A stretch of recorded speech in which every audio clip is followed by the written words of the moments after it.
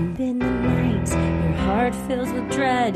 Probably a murderer who wants you dead. It could be a ghost, a demon, or worse. Perhaps you're the victim of a witch's curse. It's hopeless, you're doomed. You'd call a priest if you could. You'd rather just listen to Sinisterhood.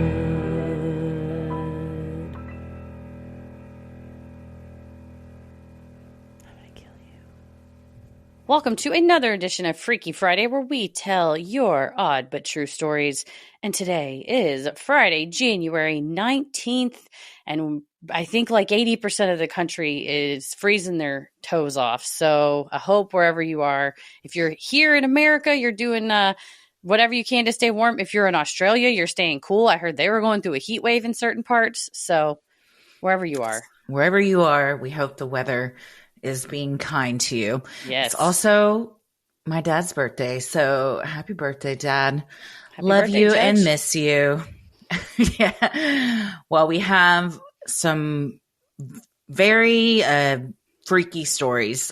Freaky isn't even the word. Hard-hitting ones today. Yeah. Tied to some headline-making cases that, and especially as we get to the latter half, the 70s and 80s were a wild time. They were. Yeah. Things were loose back then. To put it mildly.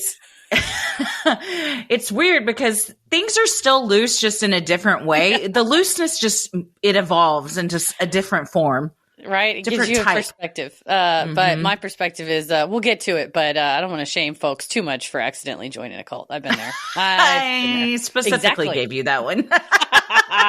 Well, thank you to everyone who's written these in and taken the time, because as always, not only is the story selection impeccable, but the stories themselves are. So thank you, everyone, for choosing to share this with us so we can share it with you. We have so many good writers that listen to the show. We're proud of y'all. Thanks. Good Absolutely. job. Well, I'm Christy. I'm Heather. And let's get freaky.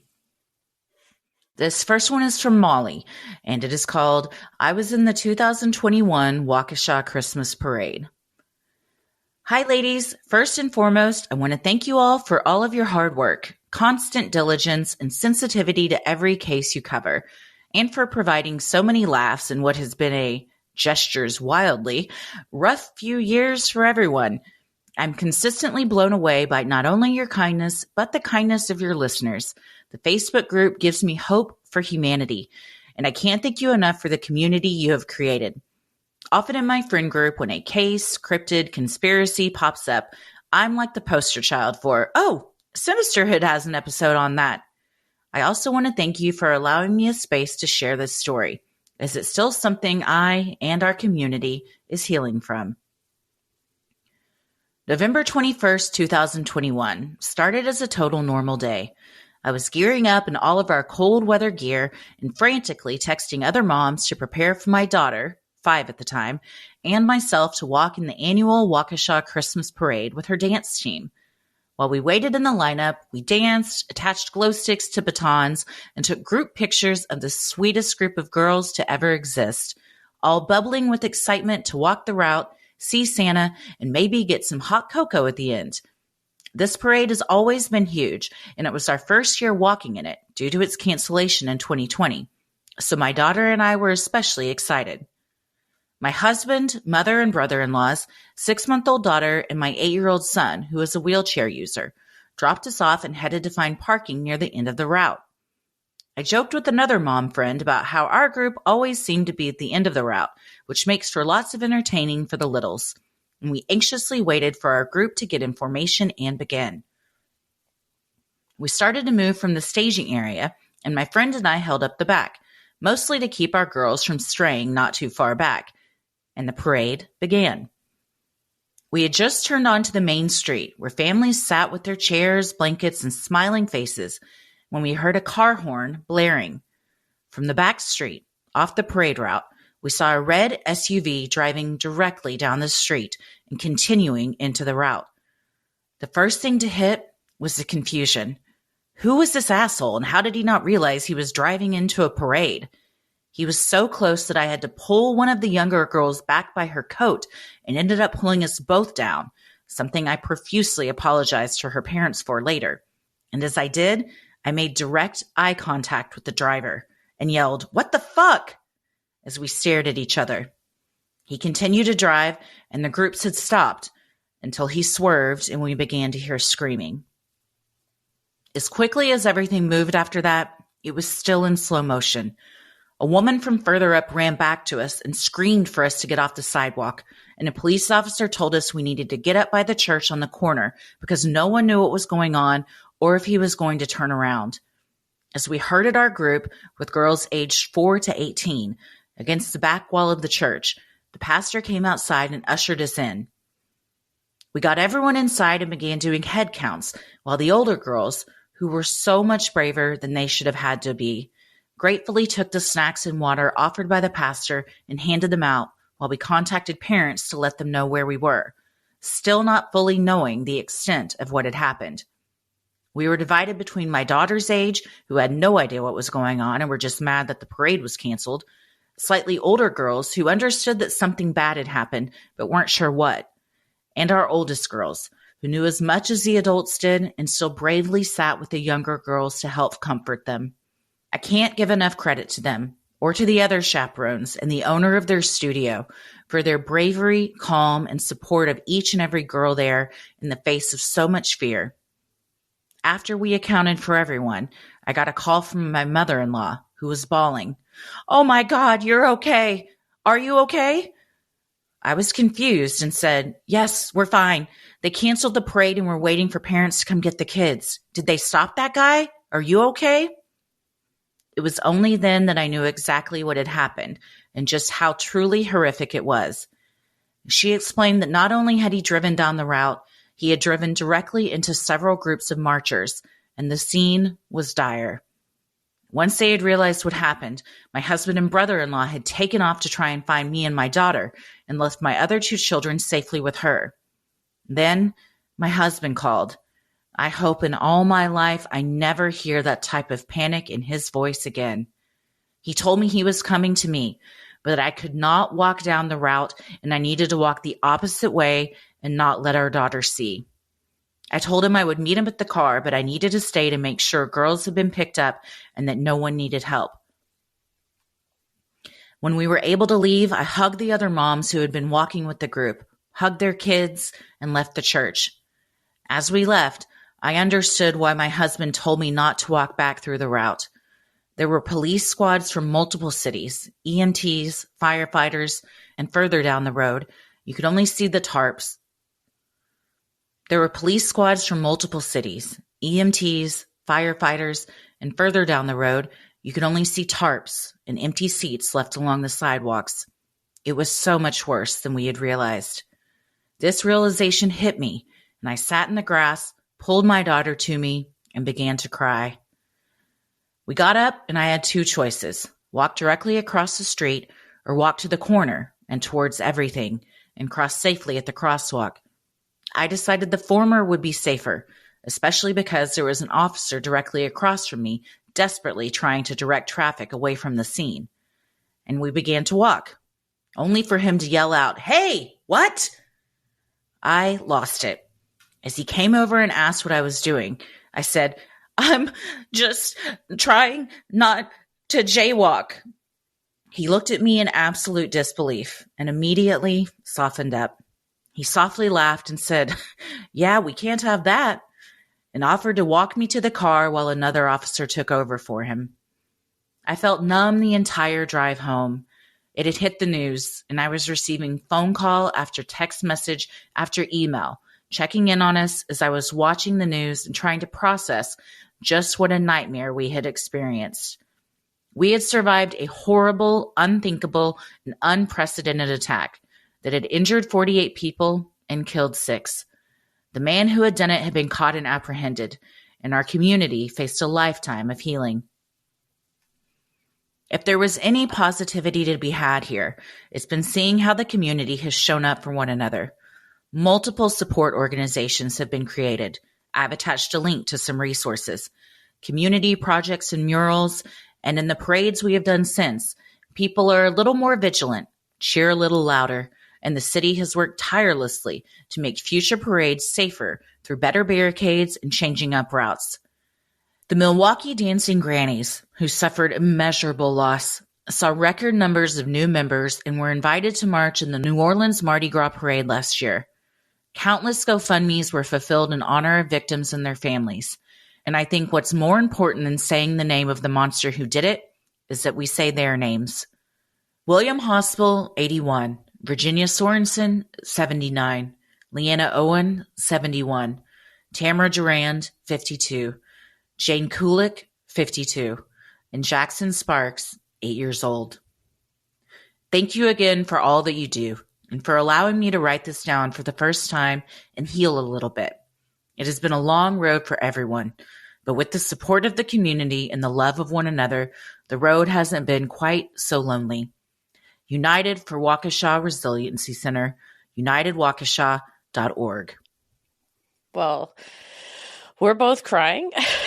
Just full disclosure, I muted myself throughout, and shout out to you, Christy, for making it through that, because the pauses and breaks we had to take are all going to be edited out. Truly. But it's, the Mr. Rogers thing, right? You look for the helpers, and that is a community of helpers. Yeah.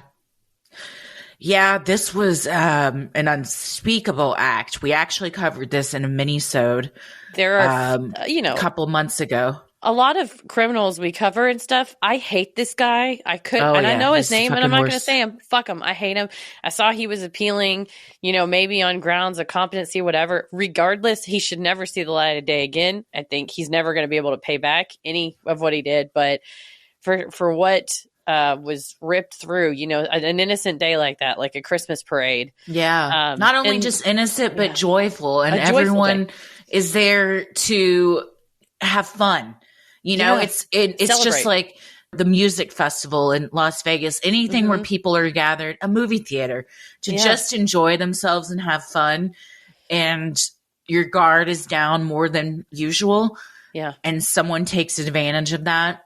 Rot in prison forever. For real. But I mean, it's beautiful to read out of so much pain and horror. Like at the time, immediately everybody jumped in to help. Oh yeah.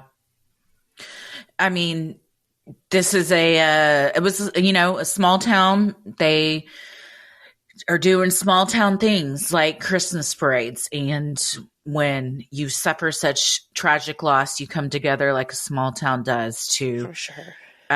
Support people. And I totally agree that we should be saying their names, Molly, and not his. And the link Molly provided, we'll put in the show notes too. But United Waukesha, WAUKESHA.org. You can go there for ways to help.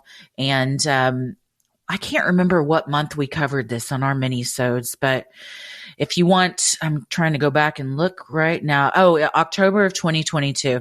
Yeah. So if you would like more information on that case or hear us cover it, it is available there.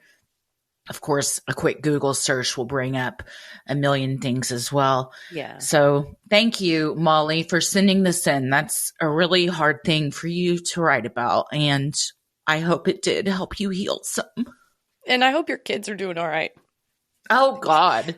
It's like, you're like, remember that time I was, I was going to have a dance parade. And then all of a sudden, like, caution tape is up or whatever. Mm-hmm. But that sweet moment between you, Molly, and the police officer, where you're in such shock that you're like, well, I can't break the law. And it's like, well, and he's like, yeah, well, we can't have that after all. And he immediately saw, and also like police letting their vulnerability come through in those moments too, and softening. But those poor girls that had to do stuff that no 18-year-old should have to do, and the little ones too.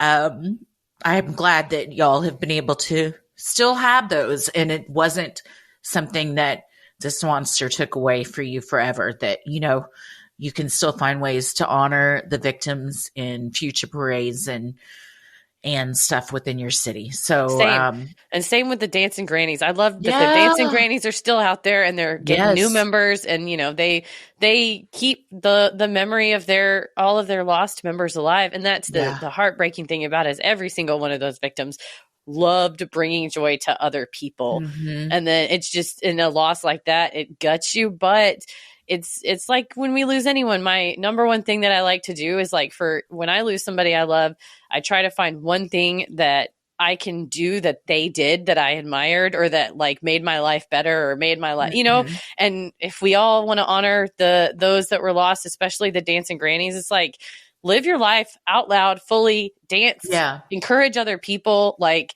that is Don't the let it best scare you legacy. off. Instead, Yeah. join and support. I think Make a bigger parade. that's a yeah, and it shows that, like, you're not gonna prevent us from doing the things that make us happy. So Right. Yeah. we even though this was 2021, that wasn't that long ago. I mean, No. and it's still, I'm sure, for those affected, feels like it was just yesterday. So for anyone Absolutely. else that was there, or has a connection to that in some way, we hear you and our hearts are with you. And thank you, Molly, Thank for you. sending this in. I put Yeah. it first because I was like, I know that I'm going to cry. You Me gotta too. put it up top. So I'm going to take some deep breaths Yes. and move on to the next one. But thank you so much. Thank you, Molly. Sinisterhood will be right back. This show is sponsored by BetterHelp. Well, it's already 2024, and the one thing I wanted to do for 2024 is have my office set up, and I was frozen. I had analysis paralysis. I didn't know what to do. I couldn't start. That's a great expression. You know who I learned that from? My therapist, who I have Well, on BetterHelp. and by proxy, I've now learned that, and I love it. So thank you, therapist. For sure. Around New Year's, we'd obsess with how to change ourselves instead of just expanding on what we're already doing right. Maybe you finally organized one part of your space and you want to tackle another. Or maybe you're taking your supplements every morning and now you want to actually eat breakfast too.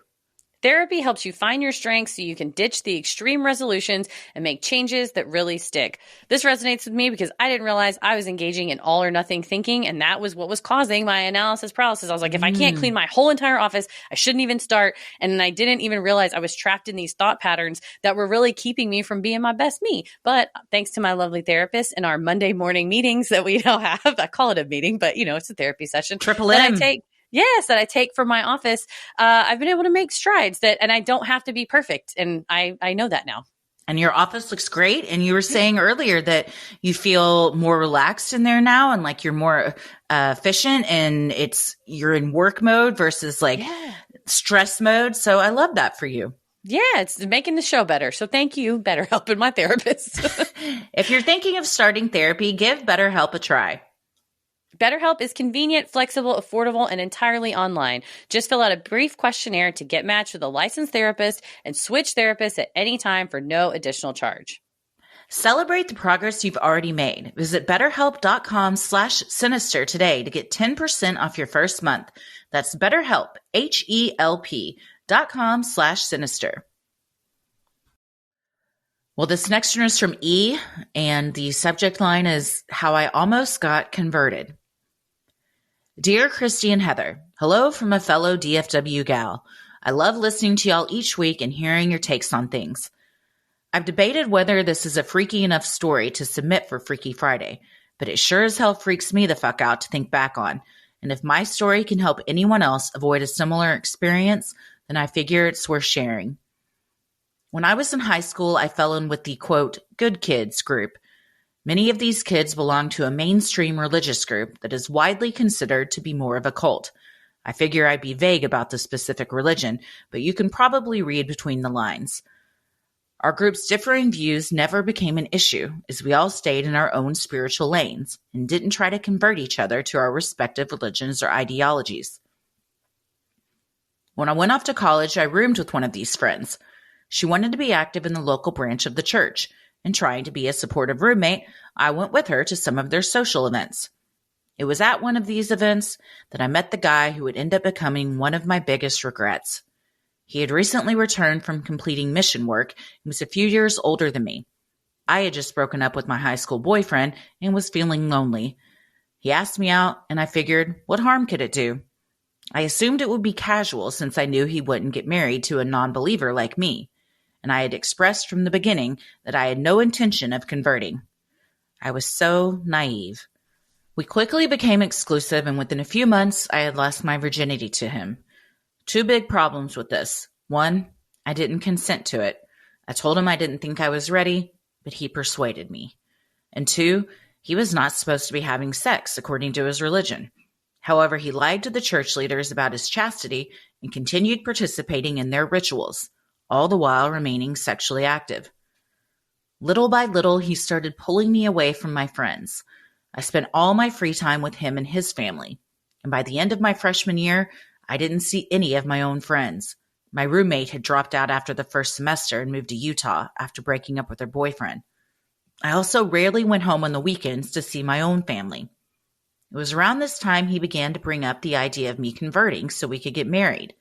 I told him I wanted to finish college before I got married, so he bought me a promise ring that looked exactly like an engagement ring and would get angry if I didn't wear it on my left finger all the time.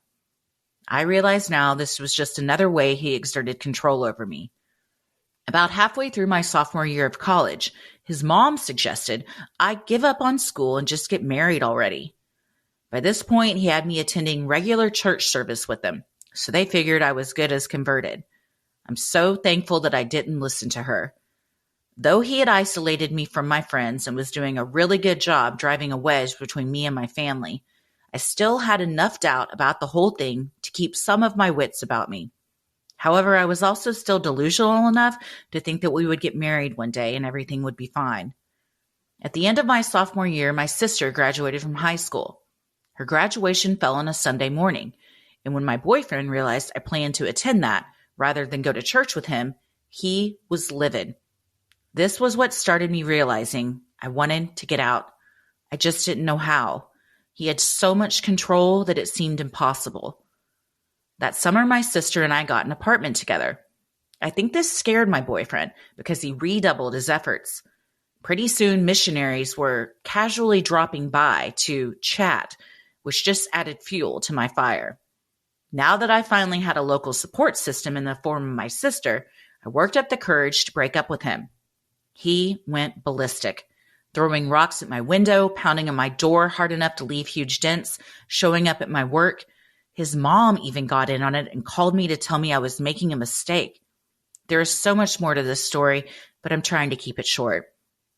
He moved to Utah right after we broke up and was married within a year to someone who was already a member. My junior and senior years of college were wonderful. I joined clubs, made new friends, partied, got good grades, and graduated with honors. I'm thankful every day that I ended things when I did. The whole process was so insidious. It was like what they say about boiling frogs. You don't realize how much hot water you're in until it's too late. I feel like I lost 2 years of my life when I was with him, and it took me a while to repair my relationships with my family.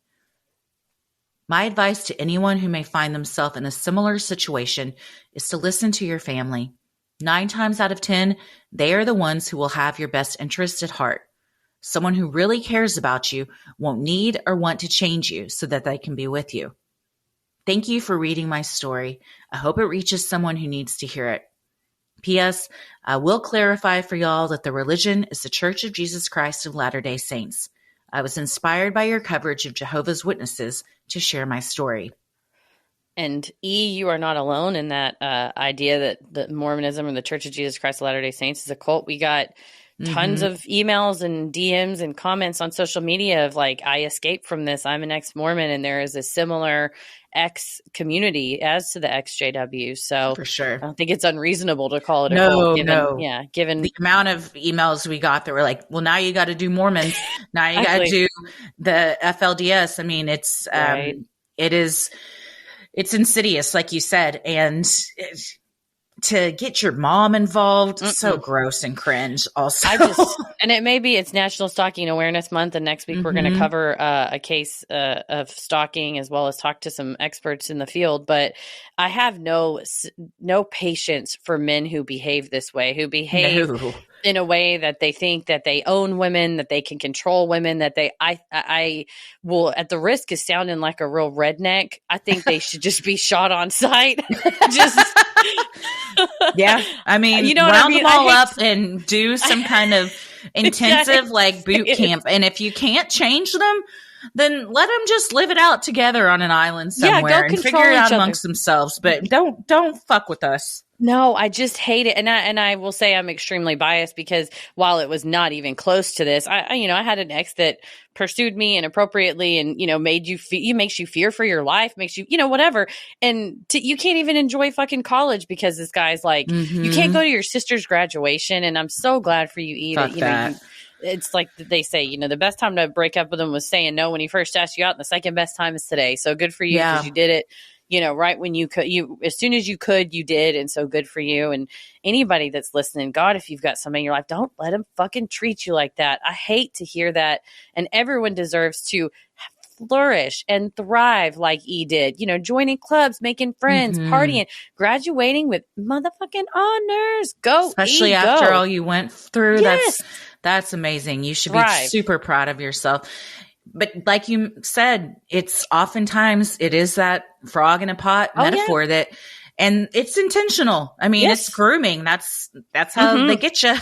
I love you. No one loves you like me. Yeah. It's not your fault. Like you always say, a snake is going to bite whoever walks by. And I am so glad that you were able to spot that red flag and that, the graduation thing being enough of like, nah, this is kind of the tipping point. And having that support system like your sister, crucial. So I agree that if you are in a similar situation to this, 9 times out of 10, I would agree your family is the one that has your best interest at heart. There are, of course, times when that isn't the case, but if you have a supportive family and you know that they are trying to maintain a relationship and maybe someone is trying to prevent that, reach out to them. Let this be your sign that like enough is enough and you're worth more. You don't need to put up with this type of abuse. Yeah, and families look different too. Whether if you do have issue with your birth family, there's those ride or die people in your life. And the guy I dated was like, you don't want to hang out with Gypsy, which was like one of my best friends. It's still to this day. And it's like to have that trying to drive a wedge because you see it's a strong connection. She and I have been close my entire adult life, and it's like they particularly want to pick out because they're good at it. Pick out that. Oh, well, that's going to be the one that tells her to leave me. I got to get rid of her. I got to drive a wedge. So just clinging to whatever support system you have. And like we always say, it's not your fault, but good for you, E, for thriving. May you thrive for the remainder of your days. And to the girl that he ended up marrying, I hope your story is different. Yeah. Godspeed. Sinisterhood will be right back. Well, when we're all iced in because the weather's dropped, we can't get to the nail salon. So we got to take matters literally into our own hands. But it's okay. I'm happy to do so because we are so set up with Olive and June and all of their wonderful polishes that they have, the poppy, the whole setup of how to just paint your nails and your toes. It's so much easier with everything that Olive and June provides. Olive and June nail polishes last 7+ days and they do not chip. Their Mani system is the ultimate secret behind salon perfect nails at home, even if you're snowed in. And they're all in one, no guessing, no messy nails, no salon price tag, all in one box. And yes, you said it. That poppy is a game changer. My non-dominant hand is weak and I cannot paint anything with it. Hands, toes, any of it. I can't do it. But with the poppy, Dreams come true. I can Mm. actually get my like pinky toe doesn't look like I just dipped it in the entire thing of polish. Like it actually looks like it's supposed to. You're And like, that's all. where's the nail? Is your Yeah, I know. whole toe the nail? It looks terrible. But with a puppy, it looks lovely. Like I went to a salon. I don't even have to leave my house when it's cold. I also love doing Ella's nails, and because they send you like everything you need, the file, the clippers, the buffer, the poppy polishes, even little stickers. We love to put little stickers on her nails and Simon's nails. I love that I can just be like, oh, okay. I can just go grab my little bag of everything and I'm done. I don't have to go searching for everything. It's all so convenient. That's what you got to get. You got to get the Olive and June Mani system with 6 polishes, which breaks down to just $2 a manicure. You could spend like $35 for one gel mani. If not more. Getting beautiful salon perfect nails at home is now a dream come true with Olive and June. No more having to make appointments or travel to a salon. Visit oliveandjune.com/creepy for 20% off your first Mani system. That's oliveandjune.com/CREEPY for 20% off your first Mani system. Well, this next one is from Beth, and the subject line is The Navy SEAL Con Man Who Tricked Us All.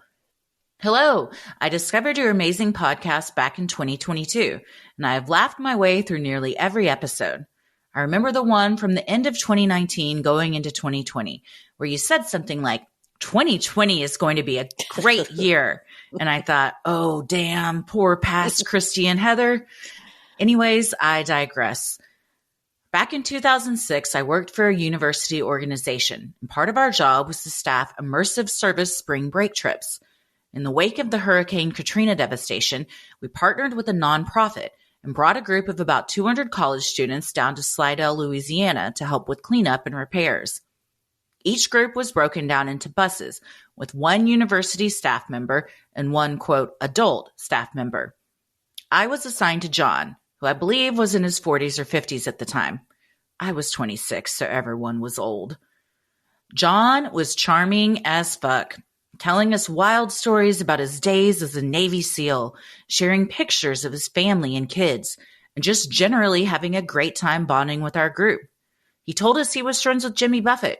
They met at a bar in Key West and hit it off, and we, of course, believed him. As we started to do work further and further into the Ninth Ward, John broke down into tears and told us a devastating story. He was on a search and rescue right after Katrina and assigned to a certain area. In one house, the adults had gotten out, but their granddaughter was trapped. John and his team tried to scuba dive into the house, which according to him was fully submerged, and rescue the girl, but they were unable to find her in time. We were all crying at this point.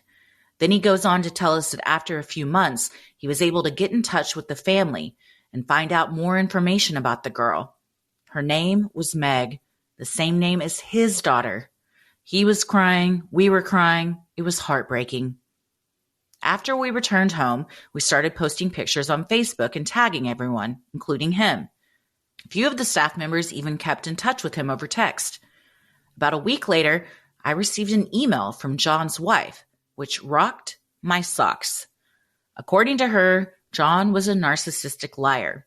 He was never in the Navy, cheated on her multiple times, never saw his kids, and was just a horrible person.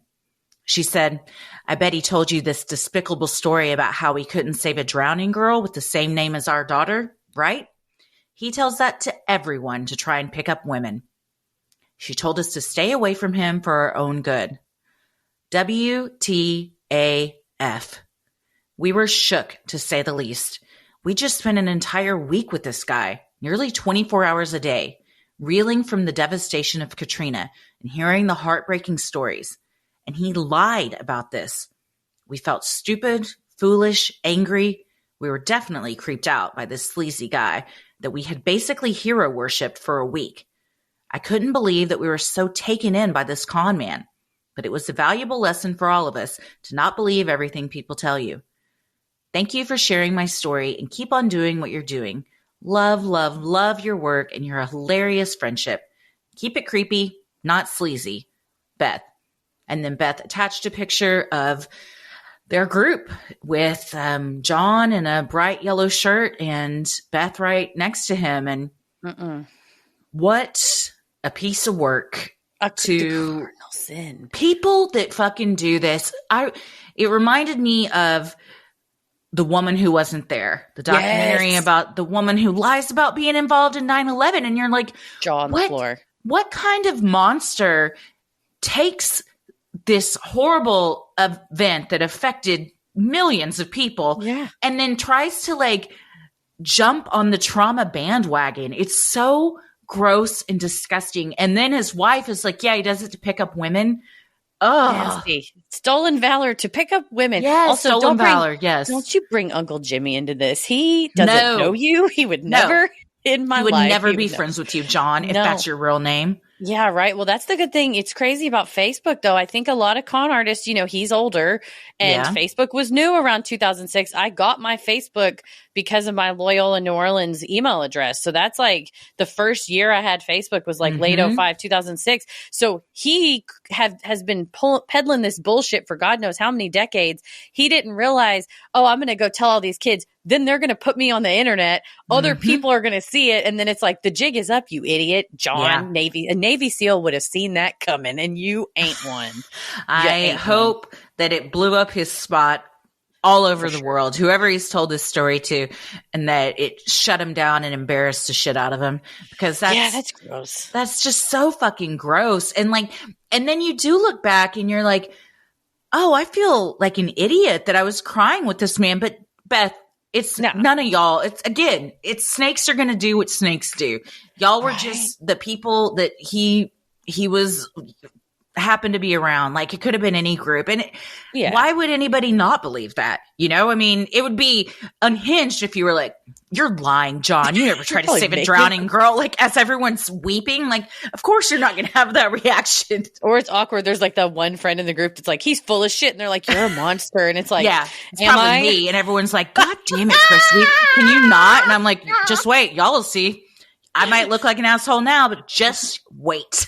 I'm just going to say 100%. Yeah. The amount of times in our relationship, both personal and professional, that I've been like, what about this? And you've been like, I don't trust it. And I've been like, it'll be fine. And then the exact thing you thought would happen happened. And I'm like, we got to really listen to Christy. She's a psychic. You're like, no, I'm just cynical and aware of things. And I'm like, oh, okay, cool.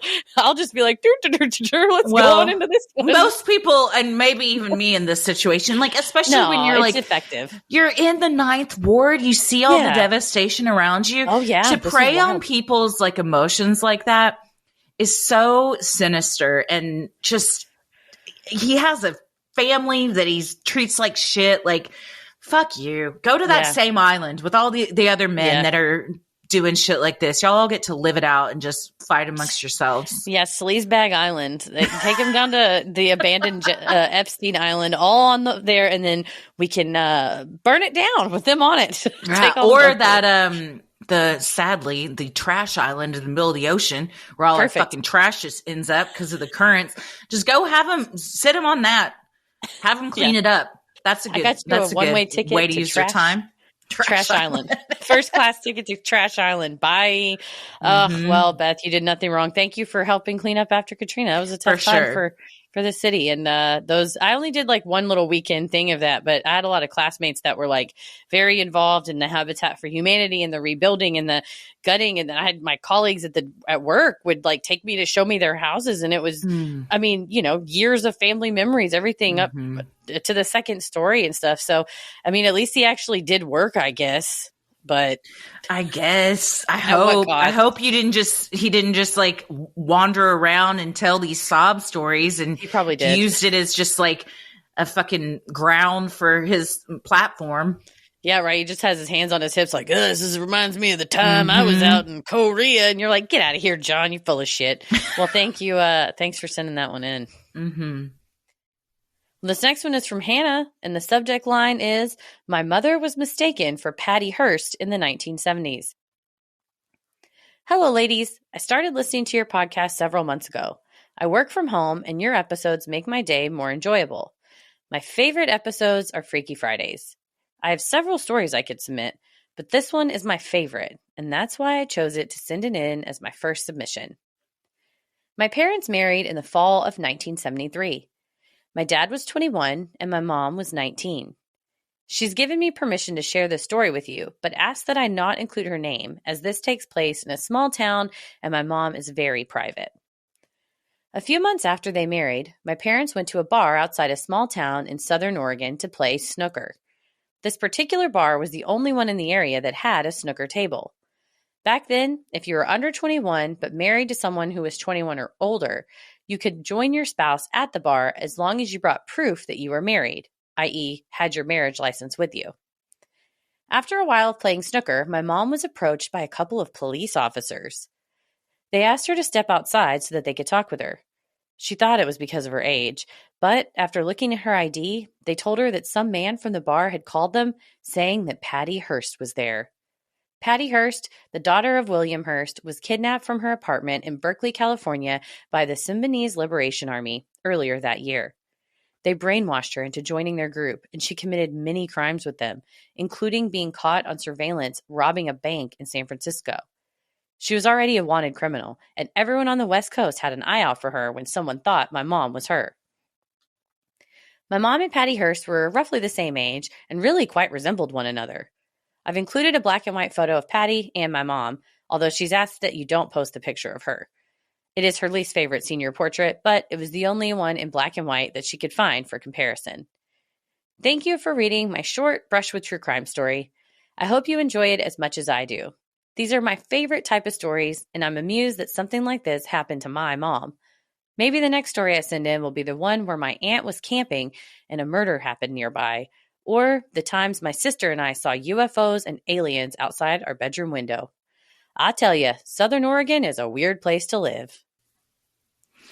Well, she included a picture, and I think this is a badass picture of your mom. So please tell her that. I love yearbook pictures from like the 70s. Everyone just looks hot, like glam and sure. like models. It was just like everyone had the middle hair part, the sleek hair, like fresh skin. Everybody just looked like glowing. It wasn't, more natural. Mm-hmm. So she's beautiful. Please tell her that. But does resemble Patty Hearst too. You also included the very famous picture of her in front of the Army's symbol and her with the machine gun, which we should cover this story because it is a wild story. I don't know much about it other than I've seen I love the 70s or whatever, and they'll be like, and that's when the Patty Hearst thing happened. And everyone's like, oh yeah, the Patty Hearst. I'm like, I don't know it. What is it? So I think it's a lot of Stockholm syndrome. Yeah, and it'd be fascinating. Yeah.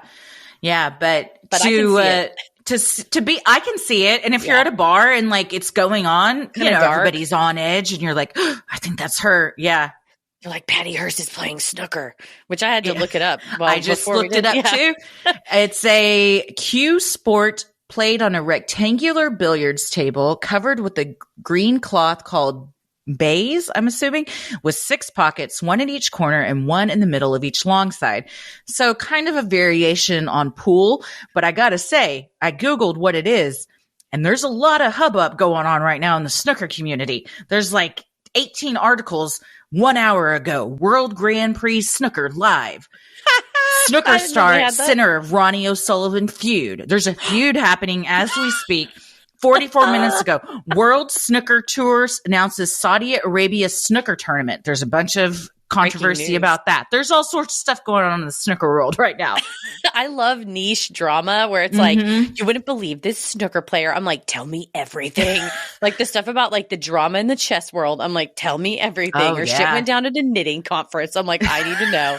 But yeah, I think there's like a bunch of unmarked balls. Snooker's a wild game, but regardless, I've never played it. I've never heard of it. It looks fun. Yeah, if you look over and see a long, dark-haired girl kind of bending over a snooker table, and you go, I think that's Patty Hearst. You got to be safe and call it in. So I'm glad that that they didn't take your mom in or anything like that. But what a thing to have police come up and you're like, oh, I'm probably going to get busted for being underage, and they're like, excuse me, are you in a cult? You're like, yeah, oh, shit, no.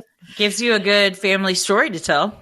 Most definitely. Well, thank you, Hannah. And please do send in both of your other Freaky Friday stories. We'd love to hear them. All of them, yeah. Sinisterhood will be right back. Well, speaking of cults, this one is from Kieran, and the subject line is, My parents met in a cult. Hi, I've been a listener for a long time, and I especially love the Freaky Friday episodes. Despite the dramatic title, I don't usually dwell on this aspect of my family history, as it was over well before I was born, and my parents were really casual about it until recently.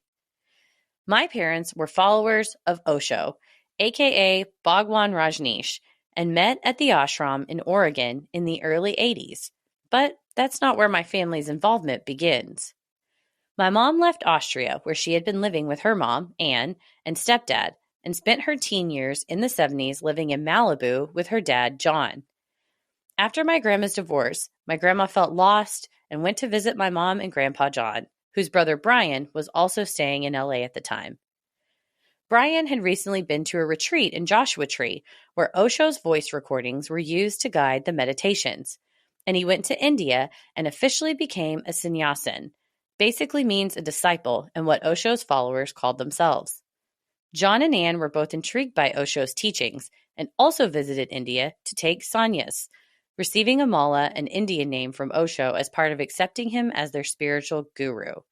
My mom was 19 when she visited Anne, who was staying at the ashram in India for a while, and, no surprise, became a sannyasin. I can't remember everyone's names, but Anne became Gaia, and my mom became Anugita. My dad is from England and was traveling around Europe in his 20s when his sister invited him to visit the ashram in India. From there, he followed a girlfriend over to Oregon, but I don't think he was ever that into the spiritual path. That girlfriend might have been his green card marriage wife. To stay in the U.S., practically everyone had at least one green card marriage during the 80s at the ranch, including all the family members I've mentioned. When my parents met in Oregon, my mom was 25 and had been there for a few years, and my dad was 30 and had been there off and on. They moved to San Francisco together when the ranch disbanded. My grandmother Anne is the only one who stayed a believer after Osho's deportation and death. None of us speak ill of him around her because she's 93 and can believe whatever makes her happy. No one had any traumatic experiences, and my parents called it a commune when I was a kid, so I didn't know there was anything weird about it until Wild Wild Country came out, and all my friends freaked out about me never telling them. Most sannyasins had no idea what that inner circle was up to and hated Sheila. My parents were just hanging out with their friends, smoking weed, going to meditation, totally oblivious to the dark side of it all. A few years ago, my mom realized it was a cult and got really into cult documentaries and reading books from former sannyasins who actually did have traumatic experiences. In a weird twist of fate, my mom's sister ended up in a Jesus freak movement cult and met her husband because they had both just gotten free of it. Everyone was relatively normal by the time I came into the world in 1995. So normal, in fact, that sometimes it's hard to believe that they were involved in cults. The photos I attached are of my grandpa and mom in red with their mala necklaces. There aren't a lot of photos from the ranch or India, as it wasn't super common to have a camera where material attachments could be a distraction from spiritual paths. Well, Heather.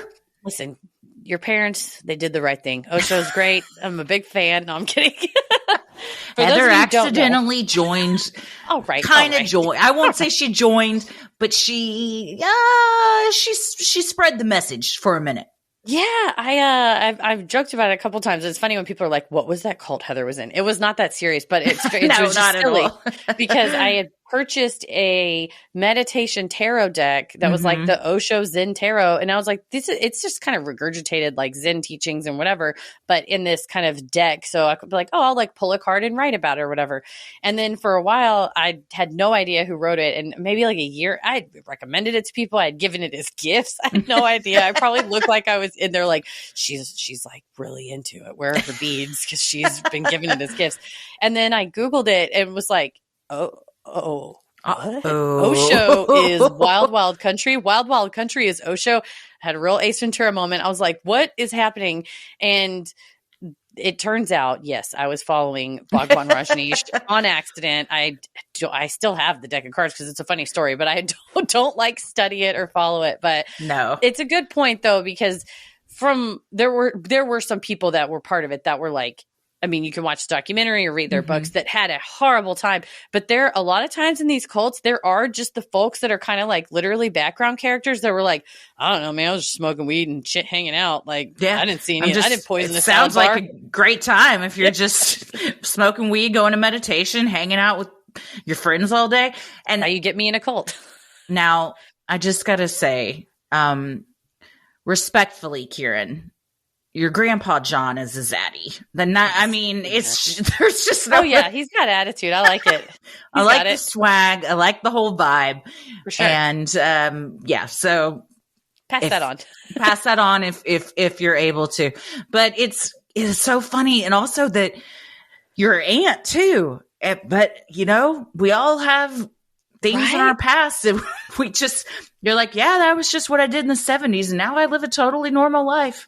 Right. And you're like, oh, okay, cool. I guess I'll just go to school then. I mean, like my parents, my family, this is their history. But yeah, if they just kind of go like, oh yeah, we lived in a commune. It was a weird thing. And especially if they didn't know, like they couldn't tell you what they don't know. But I'm sure it's completely understandable that your mom, whenever she's like, wait, what was going on? Like you would want to like dig in and like get your arms around like what was really happening, not just with the people I was in there with, but then afterwards and then other similar groups. Like I totally see that becoming like a area of interest for sure. Oh yeah. I would fall down a huge rabbit hole if I'd been involved in a group and then I found out, oh, well, the right-hand woman was trying to poison the entire town. Yes, right. I'm telling you, man, poisonous salad bar is unforgivable. She's doing a trash island too. Well, thank you very much, Kieran, for sending that in, and send our love to your family for us. Sinisterhood will be right back. All right, this final one is from Sam, and the subject line is, I've been given a gift. I love the show and love you gals. This is my second time writing in. I'm the Sam that had the prom date from hell. Not exactly sure why I thought you guys would enjoy this story, but here we go. I'm 12 years old, and I see a baby perched on the railing of one of my favorite summer attractions that catches my eye. The mom's arms are tired, and the railing is the perfect height for baby's bum to rest. That baby's gonna fall, I whisper. What? My dad says. That baby, I point, it's gonna fall. No sooner do I have it out of my mouth does the baby teeter backwards over the railing. Luckily, the mom catches the little one just in time. My dad sighs, but not in relief. It's something else. I look at him. What was that? I ask. Sometimes things like that happen, he replies, as we move on to another area of the park.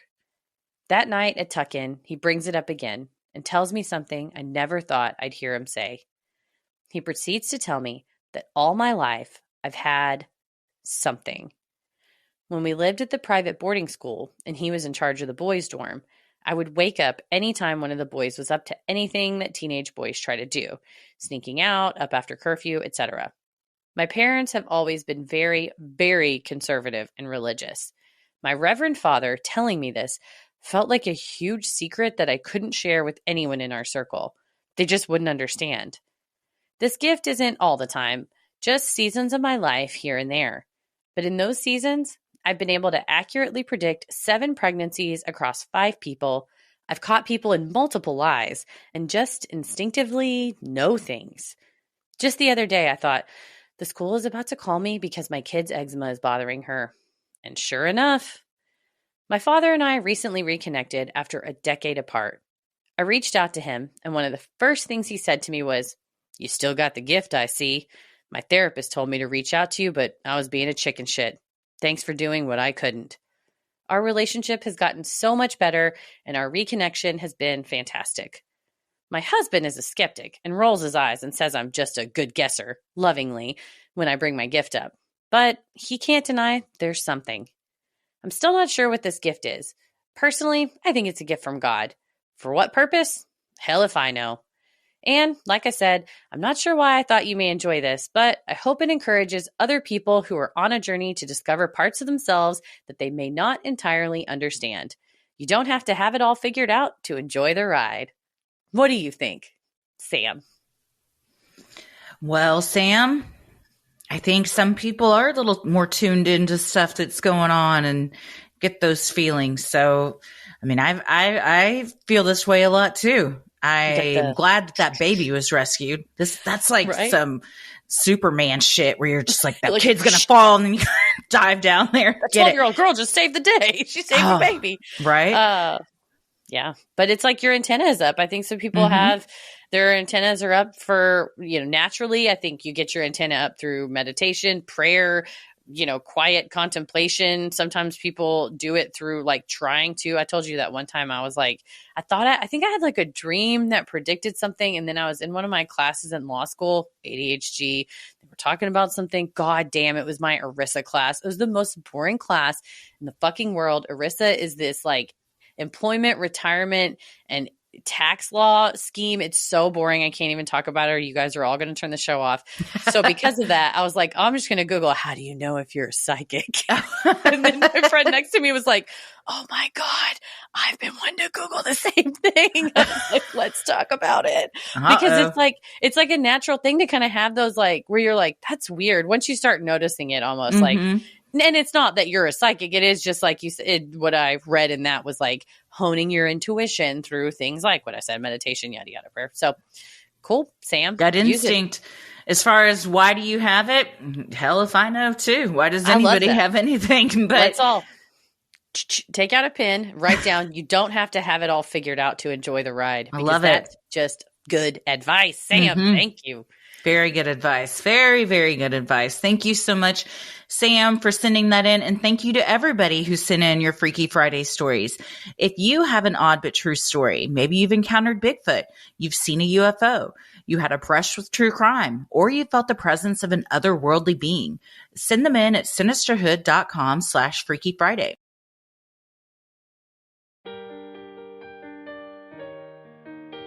If you like our free episodes, you'll love our Patreon bonus content. You can join for free to see what we're up to next, or dive into over 500 hours of content, like our recent Q&A we just had last night, which was a ton of fun. And we introduced a new oddity that has been made its way into Heather's studio. He's over my shoulder. Oh, there he is right now. I told Paris, I was like, you got to pull that clip and put at least a taste of it on the socials so people can see. I don't know. It might make people not want to go watch the video because it's like the stuff of nightmares. But that's the kind of fun we have over on the Q&A. We got some fun FMKs last night. We got good questions on the Sinisterhood Mount Rushmore, which keep your eyes peeled for new merch, hopefully coming soon with that.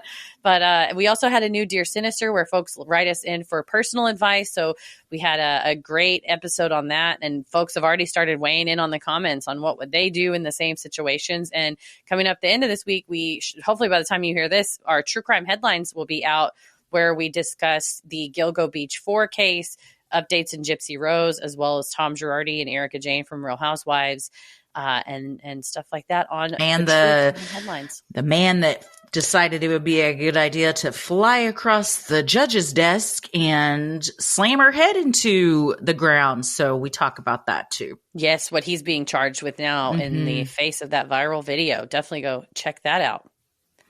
You can also head to Sinisterhood.com and click shop on the top banner to check out Sinisterhood merch like t-shirts, mugs, totes, and stickers, and even clothes for your kiddos.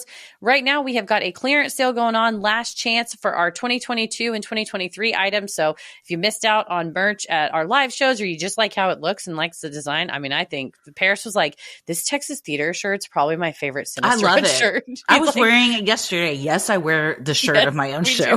Honestly, he was going to wear it at Meow Wolf, and he was like, he's like, I'll kind of look cringy if I wear this. I'll look like your handler. And I was like, no. And then we ran into a listener and I was like, he goes, God, I'm really glad I didn't wear that shirt. I look like such a dork. Me too.